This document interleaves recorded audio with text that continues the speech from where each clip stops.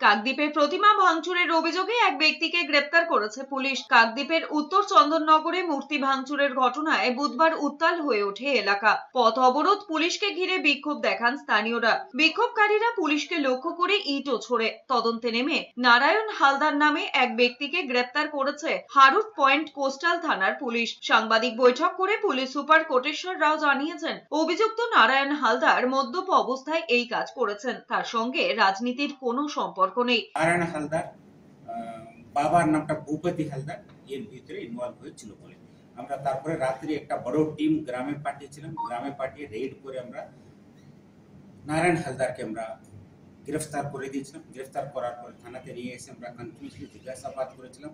উনি ভুল স্বীকার করে নিয়েছিলেন যে এই কাজটা উনি করেছিলেন। এদিকে বিক্ষোভ প্রতিহত করতে মূর্তি প্রিজন ভ্যানে করে তুলে নিয়ে যাওয়ার ঘটনায় পুলিশ সুপার কোটেশ্বর রাওয়ের বিরুদ্ধে ক্ষোভ উগরে দিয়েছেন শুভেন্দু অধিকারী।